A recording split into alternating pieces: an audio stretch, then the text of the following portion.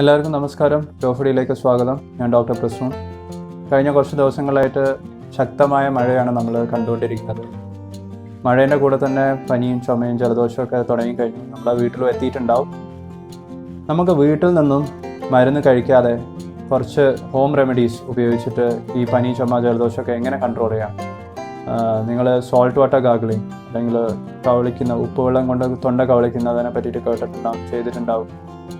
ആവി പിടിക്കുന്നത്, തേൻ ഉപയോഗിച്ച് ചുമ കുറയ്ക്കുന്നത്, അങ്ങനത്തെ ചില കാര്യങ്ങളാണ് ഇന്നത്തെ വീഡിയോയിൽ ഞാൻ പറയുന്നത്. നമുക്ക് തുടങ്ങാം. ആദ്യമായിട്ട് പറയാനുള്ളത് സോൾട്ട് വാട്ടർ ഗാർഗിളിംഗ് ആണ്. അതിന് നിങ്ങളുടെ നാട്ടിൽ എന്താ പറയാമെന്നറിയില്ല. ഇവിടെ ഉപ്പുവെള്ളത്തിൽ കവളിക്കുക എന്നാണ് പറയുക. അതായത് ചെറിയ ചൂടുള്ള വെള്ളത്തിൽ കുറച്ച് ഉപ്പിട്ടതിന് ശേഷം നമ്മൾ വായിലേക്ക് ഒഴിക്കും. എന്നിട്ട് തൊണ്ടേൻ്റെ ബാക്ക് വശം അവിടെ എത്തിച്ചതിന് ശേഷം മുകളിലേക്ക് നോക്കിയിട്ട് സൗണ്ട് ഉണ്ടാക്കിയിട്ട് അത് തുപ്പിക്കളയാം, ഇറക്കരുത്.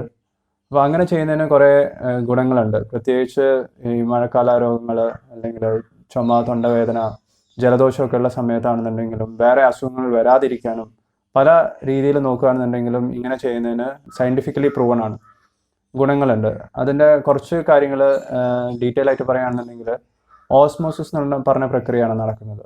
ഓസ്മോസിസ് എന്ന് പറഞ്ഞാൽ ഫ്ലൂയിഡ്, അതായത് വെള്ളം സോൾട്ട് കണ്ടൻറ്റ് കുറവുള്ള സ്ഥലത്ത് നിന്ന് സോൾട്ട് കണ്ടൻറ്റ് കൂടുതലുള്ള ഭാഗത്തേക്ക് നീങ്ങുക. അത് ഇപ്പോൾ തൊണ്ടേൻ്റെ കാര്യത്തിൽ പറയുകയാണെന്നുണ്ടെങ്കിൽ ഇൻഫ്ലമേഷൻ ഉണ്ടാവുന്ന സ്ഥലമാണ് നമ്മുടെ തൊണ്ട. ഈ ഇൻഫ്ലമേഷൻ കാരണമാണ് നമുക്ക് വേദനയും നീർക്കെട്ടും അതൊക്കെ അനുഭവപ്പെടുന്നത്. അപ്പോൾ അവിടെ സോൾട്ട് കണ്ടൻറ്റ് കുറവായിരിക്കും. നമ്മൾ സോൾട്ട് കണ്ടൻറ്റ് കൂടുതലുള്ള വെള്ളം കൊണ്ട് കവളിക്കുമ്പോൾ ഈ നീർക്കെട്ടുള്ള ഭാഗത്തു നിന്ന് ഫ്ലൂയിഡ് ഇങ്ങോട്ട് നീങ്ങും. അതുകൊണ്ട് തന്നെ ഇൻഫ്ലമേഷൻ കുറയും. അതൊന്ന്. രണ്ടാമത്തെ പ്രോസസ്സ് എന്ന് പറഞ്ഞാൽ ഈ ഇൻഫ്ലെയിംഡ് ആയിട്ടുള്ള സ്ഥലത്ത് ബാക്ടീരിയോ വൈറസോ അങ്ങനെയൊക്കെ ഉണ്ടെന്നുണ്ടെങ്കിൽ അതിനെ വാഷ് ഔട്ട് ചെയ്യാൻ സഹായിക്കും. മൂന്നാമത്തേതെന്ന് പറഞ്ഞാൽ ചെറിയ ഭക്ഷണ പദാർത്ഥങ്ങളോ അല്ലെങ്കിൽ കഫം അവിടെ പറ്റിപ്പിടിച്ച് കിടക്കുന്നുണ്ടെങ്കിൽ അതൊക്കെ ക്ലിയർ ഔട്ട് ആവാൻ സാധിക്കും. അങ്ങനെ പല രീതിയിലും ഇതിനെ കൊണ്ട് ഗുണങ്ങൾ മാത്രമേ ഉള്ളൂ. ഇത് സയൻറ്റിഫിക്കലി പ്രൂവനുമാണ്. ഗാർഗിൾ ചെയ്യാനുള്ള സൊല്യൂഷൻ ഉണ്ടാക്കുന്നത് വളരെയധികം എളുപ്പമാണ്. നമ്മളുടെ വീട്ടിൽ തന്നെ ഒരു ക്ലീൻ ആയിട്ടുള്ള ഒരു ഗ്ലാസ്സിൽ കുറച്ച് ചെറിയ ചൂടുവെള്ളം, ഇളം ചൂടുവെള്ളം എടുക്കുക. അതിൽ ഒരു 1/2 ടീസ്പൂൺ ഉപ്പിടുക. എന്ന് നല്ലോണം ഇളക്കിയതിന് ശേഷം കവളിക്കുന്നതാണ് നല്ലത്. ചെറിയ കുട്ടികൾ, പ്രത്യേകിച്ച് 2 വയസ്സിന് താഴെയുള്ള കുട്ടികൾക്ക് ഇത് പറഞ്ഞു കൊടുത്തു കഴിഞ്ഞാൽ അവർക്ക് അത് മനസ്സിലാവില്ല. അവരെ കൊണ്ട് ചെയ്യിപ്പിക്കാൻ നിർബന്ധിക്കേണ്ട. കുറച്ചും കൂടി 2 വയസ്സിന് മുകളിലുള്ള കുട്ടികൾ, ചില കുട്ടികൾക്ക് പറഞ്ഞു കൊടുത്ത് നമ്മൾ കാണിച്ചു കൊടുത്തു കഴിഞ്ഞാൽ അവർ ചിലപ്പം ചെയ്യാൻ സാധ്യതയുണ്ട്. നിങ്ങൾക്കറിയായിരുന്നു, ജപ്പാനിലെല്ലാം അവർ ഭക്ഷണം കഴിച്ചു കഴിഞ്ഞാൽ വാ കഴുകുന്നതിൻ്റെ കൂടെ തന്നെ കവളിക്കാറുണ്ട്. അത് ചിലപ്പം ഉപ്പുവെള്ളം കൊണ്ട്, ചിലപ്പം സാധാരണ വെള്ളം, ചിലപ്പം ചായ പോലത്തെ ഉള്ള പാനീയങ്ങളെ കൊണ്ട്, അങ്ങനെയൊക്കെ അവർ വാഷ് ചെയ്യാറുണ്ട്. അതുകൊണ്ട് തന്നെ ജപ്പാനിൽ 2002 നടത്തിയ സ്റ്റഡീസിൽ കണ്ടെത്തിയത് അവർക്ക് അപ്പർ റെസ്പിറേറ്ററി ട്രാക്ട് ഇൻഫെക്ഷൻ വരുന്ന അവസ്ഥ തീരെ കുറവാണ്. ഗാർഗിളിങ്ങിനെ കൊണ്ട് നമുക്ക് തൊണ്ടവേദന, തൊണ്ട ചൊറിച്ചൽ, കോൾഡിനെ കൊണ്ടുള്ള ബുദ്ധിമുട്ട്, കോൾഡ് വരുന്നതിൻ്റെ സ്റ്റാർട്ടിങ് സ്റ്റേജിലാണെങ്കിൽ ആ ഒരു സിംറ്റംസ് കുറയ്ക്കാൻ പറ്റും. നല്ല ഓറൽ ഹൈജീൻ, ഇപ്പോൾ വായനാറ്റം, അത് മാറ്റാൻ പറ്റും. ടോൺസിലൈറ്റിസ്, അതിനെ കൊണ്ടുള്ള വേദന, അതൊക്കെ കുറയ്ക്കാൻ പറ്റും. അങ്ങനെ പല തരത്തിലുള്ള ഗുണങ്ങളാണ് ഇങ്ങനെ ചെയ്താൽ ഉണ്ടാകുന്നത്. പക്ഷേ പറയാൻ എളുപ്പമാണെന്നുണ്ടെങ്കിലും ചെയ്യാൻ അധികം ആൾക്കാർക്കും മടിയാണ്. പ്രത്യേകിച്ച് മുതിർന്നവർക്ക് വരെ ഇത് ചെയ്യുന്ന കാര്യം ആലോചിക്കുമ്പോൾ തന്നെ ഒരു മടി തോന്നാറുണ്ട്. ഇനി പറയാനുള്ളത് ഹണി അഥവാ തേനിനെ പറ്റിയിട്ടാണ്. പനി, ചുമ, ജലദോഷം, തൊണ്ടവേദന, തൊണ്ട ചൊറിച്ചിലൊക്കെ ഉള്ള സമയത്ത് തേന് വളരെയധികം നല്ലൊരു മരുന്നാണ്. പ്രത്യേകിച്ച് വീട്ടിൽ നിന്ന് കൊടുക്കാൻ പറ്റുന്നത്. ഒരു കാര്യം ശ്രദ്ധിക്കേണ്ടത്, 1 വയസ്സിൽ താഴെയുള്ള കുട്ടികൾക്ക് കൊടുക്കരുത്. പാസ്ചറൈസ്ഡ് ഹണി മാത്രമേ ഉപയോഗിക്കാൻ പാടുള്ളൂ. ഇതിന് കുറേ എഫക്ട്സ് ഉണ്ട്. അതായത് ഒന്ന്, ഇതിനൊരു ഡിമൽസൻറ്റ്, അതായത് ഇറിറ്റേഷൻ കുറയ്ക്കുന്ന ഒരു പ്രോപ്പർട്ടി ഉണ്ട്. രണ്ടാമത്, ഇത് നമ്മളെ ബോഡിയിൽ നിന്ന് സൈറ്റോകൈൻസ് എന്ന് പറഞ്ഞ കുറേ ഏജൻസ്, ബാക്ടീരിയക്കെതിരെ പ്രവർത്തിക്കുന്ന ഏജൻസിനെ റിലീസ് ചെയ്യും. മൂന്നാമത്തത്, ഇത് ഭയങ്കര ചീപ്ലി അവൈലബിൾ ആണ്.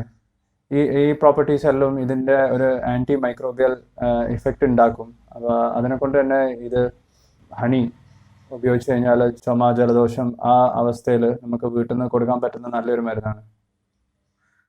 കുറേ പഠനങ്ങളിൽ കണ്ടെത്തിയത് ഹണി മാത്രം കൊടുത്തിട്ട് പനി, ചുമ, ജലദോഷം ഉള്ള കുട്ടികൾക്ക് ട്രീറ്റ്മെൻറ്റ് നടത്തുമ്പോൾ അവർക്ക് ആ സിംറ്റംസ് പെട്ടെന്ന് റിലീവ് ആവുന്നുണ്ട്, ഹണി കൊടുക്കാത്ത കുട്ടികളും ആയിട്ട് കമ്പയർ ചെയ്യുമ്പോൾ. ചെറിയ കുട്ടികൾക്ക് 2.5 ml ഹണി കിടക്കുന്നതിന് മുമ്പേ രാത്രി കൊടുത്തു കഴിഞ്ഞാൽ അവർ ചുമേൻ്റെ ഫ്രീക്വൻസി കുറയ്ക്കാൻ പറ്റും, അതിൻ്റെ സിവിയറിറ്റി കുറയ്ക്കാൻ പറ്റും. അവർക്ക് നല്ല ഉറക്കമുണ്ടാവും. പേരൻസിനാണെന്നുണ്ടെങ്കിലും കുട്ടികൾ ഉറങ്ങിയാൽ നല്ല ഉറക്കം ഉണ്ടാവും. ആ രീതിയിലൊക്കെ ഇത് ഭയങ്കര ബെനിഫിഷ്യൽ ആണെന്നാണ് റീസെൻ്റ്ലി നടത്തിയിട്ടുള്ള സ്റ്റഡിയിൽ കണ്ടെത്തിയിട്ടുള്ളത്. ഇനി പറയാനുള്ളത് ചൂടുവെള്ളത്തിൽ ആവി പിടിക്കുന്നതാണ്. വെള്ളം തിളപ്പിച്ചതിന് ശേഷം ചൂടുള്ള ആവി ശ്വസിക്കുക. 6 പഠനങ്ങളിൽ ചെയ്തതിൽ 3 എണ്ണത്തിലും കണ്ടെത്തിയിട്ടുള്ളത് ചെറിയ കുട്ടികളിൽ ഇതിനെ കൊണ്ടുള്ള കോൾഡ് അല്ലെങ്കിൽ ചുമ അങ്ങനത്തെ സിംറ്റംസ് കുറയ്ക്കാൻ പറ്റും. ഇതിനെ കൊണ്ട് കംപ്ലീറ്റ് ആയിട്ട് ക്യൂർ ചെയ്യാൻ പറ്റുന്ന അങ്ങനെയൊന്നും കണ്ടെത്തിയിട്ടില്ല. പക്ഷേ ഇങ്ങനെ ചെയ്യുന്നതിനെ കൊണ്ട് വേറെ സൈഡ് എഫക്റ്റ് ഒന്നും ഇല്ല എന്ന് കണ്ടെത്തിയിട്ടുണ്ട്. ഇതിൻ്റെ പ്രിൻസിപ്പിൾ ഇതെങ്ങനെയാണ് വർക്ക് ചെയ്യുന്നത് എന്നുള്ളത് കറക്റ്റായിട്ട് ഇപ്പോഴും മനസ്സിലാക്കാൻ പറ്റിയിട്ടില്ല. ചില സ്റ്റഡീസിൽ പറയുന്നത് ഇതിൽ ആവി പിടിച്ചു കഴിഞ്ഞാൽ ഈ അപ്പർ റെസ്പിറേറ്ററി ട്രാക്റ്റിലുള്ള, അതായത് മൂക്കിൻ്റെ ബാക്കിലുള്ള കോയിൽ, തൊണ്ട, അവിടെയൊക്കെയുള്ള സെക്രീഷൻസ്, അതിൻ്റെ കൺജസ്റ്റഡ് ആയിട്ട് നിൽക്കുന്ന സെക്രീഷൻസിൻ്റെ ഡ്രെയിനേജ് കൂട്ടുന്നു. അങ്ങനെയാണ് ഇത് വർക്ക് ചെയ്യുന്നതെന്നാണ് കണ്ടെത്തിയിട്ടുള്ളത്. പക്ഷേ എന്നിരുന്നാലും നമുക്ക് വീട്ടിൽ നിന്ന് തീർച്ചയായും ചെയ്ത് നോക്കാൻ പറ്റുന്ന ഒരു കാര്യമാണിത്. അപ്പോൾ ചെറിയ കുട്ടികളുടെ കാര്യത്തിലാണെന്നുണ്ടെങ്കിൽ അവർക്ക് ചെയ്യാൻ പറ്റുന്നുണ്ടെങ്കിൽ, അല്ലെങ്കിൽ നിങ്ങൾക്ക് ചെയ്യിപ്പിക്കാൻ പറ്റുന്നുണ്ടെങ്കിൽ തീർച്ചയായും ട്രൈ ചെയ്യുക. ഇനി പറയാനുള്ള കാര്യം കൂടുതൽ ഫ്ലൂയിഡ് കഴിക്കുക എന്നുള്ളതാണ്. വെള്ളം കുടിക്കുന്നതിൻ്റെ അളവ് കൂട്ടുക. പ്രത്യേകിച്ചും നിങ്ങൾക്ക് പനിയോ ജലദോഷമോ അങ്ങനെയൊക്കെ ഉള്ള സമയത്ത്.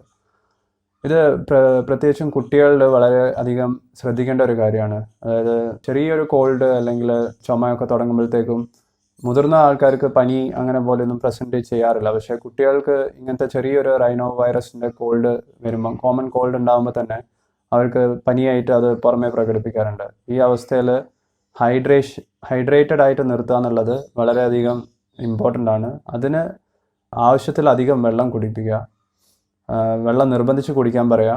അതുകൊണ്ട് തന്നെ ഇവർക്ക് ഉണ്ടാകുന്ന സെക്രീഷൻസ്, ഇപ്പം മൂക്കിലാണെന്നുണ്ടെങ്കിലും തൊണ്ടയിലാണെന്നുണ്ടെങ്കിലും ആ സെക്രീഷൻസ് സോഫ്റ്റൻ ചെയ്യാൻ പറ്റും, അതിൻ്റെ കട്ടി കുറയ്ക്കാൻ പറ്റും. അങ്ങനെ ചെയ്താൽ തന്നെ കുറേയൊക്കെ ആശ്വാസം ഉണ്ടാവുമെന്ന് കണ്ടെത്തിയിട്ടുണ്ട്. ഇനി പറയാനുള്ളത് ചില ടാബ്ലറ്റ്സ് ആണ്. അതിൽ ഏറ്റവും ഫേമസ് ആയിട്ടുള്ളത് പാരസെറ്റമോൾ, ബ്രൂഫൻ, മെഫ്റ്റാൽ എന്നൊക്കെ പറഞ്ഞ ഗുളികകൾ. ഇതെല്ലാം പനി, ചുമ, ജലദോഷമൊക്കെ ഉള്ള സമയത്ത് കൊടുത്തു കഴിഞ്ഞാൽ പലതരം 9 കൂടുതൽ റാൻഡമൈസ് കൺട്രോൾ ട്രയൽ നടത്തിയിട്ടുണ്ട്. അതിലെല്ലാം കണ്ടെത്തിയിട്ടുള്ളത് ഇത്തരം മരുന്നുകൾ കഴിച്ചു കഴിഞ്ഞാൽ സിംറ്റംസ് വല്ലാതെ കുറയ്ക്കുകയോ അല്ലെങ്കിൽ അസുഖത്തിൻ്റെ കാലാവധി കുറയ്ക്കുകയോ അങ്ങനെയൊന്നും ചെയ്യുന്നില്ല.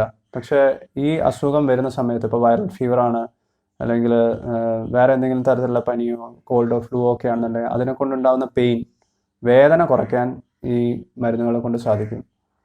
അതുകൊണ്ട് നിങ്ങൾ ഇനി അടുത്ത പ്രാവശ്യം മെഡിക്കൽ ഷോപ്പിൽ നിന്ന് ഇങ്ങനത്തെ മരുന്ന് വാങ്ങി കഴിക്കുന്നതിൻ്റെ മുമ്പേ ഒന്നും കൂടി ഒന്ന് ആലോചിക്കുക. പറ്റുകയാണെന്നുണ്ടെങ്കിൽ തീർച്ചയായും ഡോക്ടർമാരോട് ചോദിച്ചതിന് ശേഷം മാത്രമേ ഇത്തരം മരുന്ന് നിങ്ങളുടെ കുട്ടിക്കോ അല്ലെങ്കിൽ നിങ്ങൾക്കോ പനിയോ ചുമയോ ഒക്കെ വരുന്ന സമയത്ത് കൊടുക്കുക. ഇനി ചെറിയ കുട്ടികൾക്ക് വരുന്ന പനി അങ്ങനെയൊക്കെ ആണെന്നുണ്ടെങ്കിൽ പാരസെറ്റമോൾ നിങ്ങളെ വീട്ടിലുണ്ടെങ്കിൽ കൊടുക്കാം. പക്ഷേ കുട്ടികൾക്ക് കൊടുക്കേണ്ട ഡോസ് തീരുമാനിക്കുന്നത് അവരുടെ ബോഡി വെയിറ്റ് നോക്കിയിട്ടാണ്. നിങ്ങൾക്ക് ആ കാര്യത്തിൽ എന്തെങ്കിലും സംശയം ഉണ്ടെന്നുണ്ടെങ്കിൽ നിങ്ങളുടെ ഡോക്ടറോടോ പീഡിയാട്രീഷ്യനോടോ ചോദിക്കുക. അത് സ്വന്തമായിട്ട് കാൽക്കുലേറ്റ് ചെയ്യാൻ അറിയില്ല എന്നുണ്ടെങ്കിൽ ഡെഫിനറ്റ്ലി ഡോക്ടർമാരുടെ നിർദ്ദേശം കിട്ടിയതിന് ശേഷം മാത്രം കൊടുക്കുക. അവർക്ക് ഫ്ലൂയിഡ്സ് കൊടുക്കുന്ന കാര്യം ഞാൻ ഒന്നും കൂടിയും ഓർമ്മിപ്പിക്കുകയാണ്. ഫ്ലൂയിഡ്സ് മാക്സിമം കൊടുക്കുക പനിയുള്ള സമയത്ത്. നനച്ച് തുടയ്ക്കാൻ പറ്റുകയാണെങ്കിൽ അങ്ങനെ ചെയ്യുക. ഇടയ്ക്കിടയ്ക്ക് നനച്ച് തുടയ്ക്കുന്നത് നല്ലതാണ്.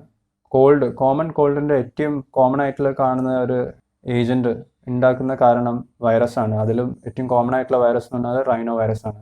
നമ്മൾ വെറുതെ വിചാരിക്കുന്നതാണ് കുട്ടികൾ മഴയത്ത് ഇറങ്ങി നടന്നു കഴിഞ്ഞാൽ അല്ലെങ്കിൽ തല വേർക്കുന്നതുകൊണ്ടാണ് അവർക്ക് പെട്ടെന്ന് ജലദോഷം വരുന്നത്. അങ്ങനെയൊന്നുമല്ല. ഏറ്റവും കോമൺ ആയിട്ട് വരുന്ന കോൾഡിൻ്റെ കോസറ്റീവ് ഏജൻറ്റ് റൈനോ വൈറസ് ആണ്. അപ്പോൾ ഇൻഫെക്റ്റഡ് ആയിട്ടുള്ള വേറൊരു കുട്ടീൻ്റെ അടുത്തുനിന്നോ വേറൊരു ആളെടുത്തുനിന്നോ അവർ ട്രാവൽ ചെയ്യുമ്പോഴോ അവരെ ക്ലാസ്സിൽ നിന്നോ സ്കൂളിൽ നിന്നോ അവിടെ നിന്നൊക്കെ ആയിരിക്കും അവർക്ക് കിട്ടുന്നുണ്ടാവുക. അപ്പോൾ അങ്ങനത്തെ ഒരു അസുഖം നമ്മളുടെ കുട്ടിക്കോ നമ്മളുടെ വീട്ടിൽ ആർക്കെങ്കിലും ഉണ്ടെങ്കിൽ അത് വേറെ ഒരാൾക്ക് കിട്ടാതിരിക്കാൻ ചെയ്യേണ്ട കാര്യം എന്ന് പറഞ്ഞാൽ ഫ്രീക്വൻ്റ്ലി ഹാൻഡ് വാഷ് ചെയ്യുക. നല്ല രീതിയിൽ സോപ്പും വെള്ളവും കൊണ്ട് കൈ ഇടയ്ക്കിടയ്ക്ക് കഴുകുക. ഹാൻഡ് കീ അല്ലെങ്കിൽ ടിഷ്യൂ പേപ്പറോ അങ്ങനത്തെ എന്തെങ്കിലും യൂസ് ചെയ്യുക. കോമൺലി യൂസ് ചെയ്യുന്ന നമ്മളുടെ സാധാരണ സാധനങ്ങൾ വഴി ആ സെക്രീഷൻസ് അല്ലെങ്കിൽ ഡ്രോപ്ലെറ്റ്സ് മറ്റുള്ള ഒരാളിലേക്ക് പകരാനുള്ള സാധ്യത കൂടുതലാണ്. അപ്പോൾ പേഴ്സണൽ ഹൈജീൻ നമ്മൾ നോക്കുകയാണെന്നുണ്ടെങ്കിൽ അല്ലെങ്കിൽ നമ്മളുടെ കുട്ടികളുടെ കാര്യത്തിലാണെന്നുണ്ടെങ്കിലും നമ്മൾ തന്നെ ശ്രദ്ധിക്കണം. അവരുടെ കൈ കഴുകി കൊടുക്കുക.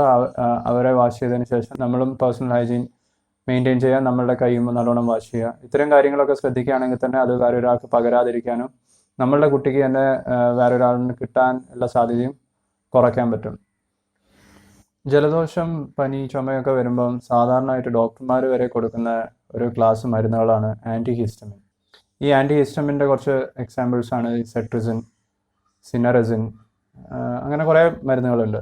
ഇതൊക്കെ കഴിച്ചു കഴിഞ്ഞാൽ ചില ആൾക്കാർക്ക് ജലദോഷം, തുമ്മലാണെങ്കിൽ അത് പെട്ടെന്ന് നിൽക്കാനും മൂക്കൊലിപ്പ് കുറച്ച് ആശ്വാസം ഉണ്ടാവും എന്നൊക്കെ കണ്ടെത്തിയിട്ടുണ്ട്. കുറേയൊക്കെ എഫക്റ്റ് ഉണ്ട്. പക്ഷേ എല്ലാവർക്കും ഒരേപോലെ ആയിരിക്കില്ല. പ്രത്യേകിച്ച് ചെറിയ കുട്ടികളുടെ കാര്യം. 6 വയസ്സിന് താഴെ പ്രായമുള്ള കുട്ടികൾക്ക് ഇത് കൊടുക്കുമ്പം ശ്രദ്ധിക്കണം.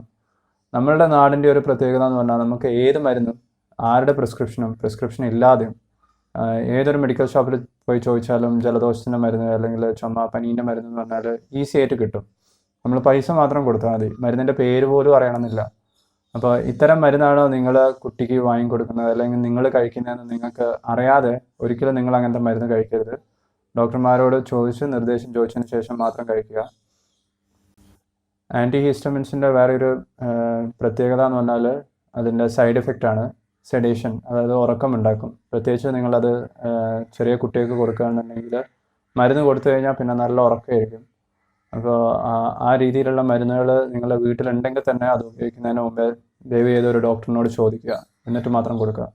ഇതൊരു ഹോം റെമഡി അല്ല, പക്ഷേ സാധാരണമായിട്ട് കൊടുക്കുന്ന ഒരു മരുന്നായതുകൊണ്ട് ഞാൻ അതിനെ പറ്റിയിട്ട് പറയുന്നതേ ഉള്ളൂ. അപ്പോൾ ഇന്നത്തെ വീഡിയോയിൽ ഇത്ര കാര്യങ്ങളൊക്കെ പറയാനുള്ളൂ. നിങ്ങൾക്കെല്ലാവർക്കും ഈ വീഡിയോ ഇഷ്ടപ്പെട്ടു എന്ന് വിചാരിക്കുന്നു. ഈ വീഡിയോയിൽ പറഞ്ഞ കാര്യങ്ങൾ എല്ലാവർക്കും ദയവ് ചെയ്ത് മാക്സിമം ഷെയർ ചെയ്യുക. നമ്മളുടെ നാട്ടിൽ മഴക്കാലം എത്തിക്കഴിഞ്ഞു. പറ്റുന്നതത്രയും കുട്ടികൾക്ക് അല്ലെങ്കിൽ മുതിർന്നവർക്ക് ആർക്കാണെങ്കിലും പനി, ചുമ, ജലദോഷമൊക്കെ വന്നു കഴിഞ്ഞാൽ ചെയ്യേണ്ട കാര്യങ്ങളാണ് ഞാൻ ഈ വീഡിയോയിൽ പറഞ്ഞത്. ഞങ്ങളുടെ ഫേസ്ബുക്ക് പേജ് ലൈക്ക് ചെയ്യണം, യൂട്യൂബ് ചാനൽ സബ്സ്ക്രൈബ് ചെയ്യുക. കൂടുതൽ എന്തെങ്കിലും സംശയം ഉണ്ടെങ്കിൽ ഡോഫ്രി ഉള്ള ഡോക്ടറിനോട് നിങ്ങൾക്ക് നേരിട്ട് ചോദിക്കാം. അപ്പോൾ അടുത്ത വീഡിയോയിൽ കാണുന്നത് വരെ ഞാൻ ഡോക്ടർ പ്രസൂൺ. Take care.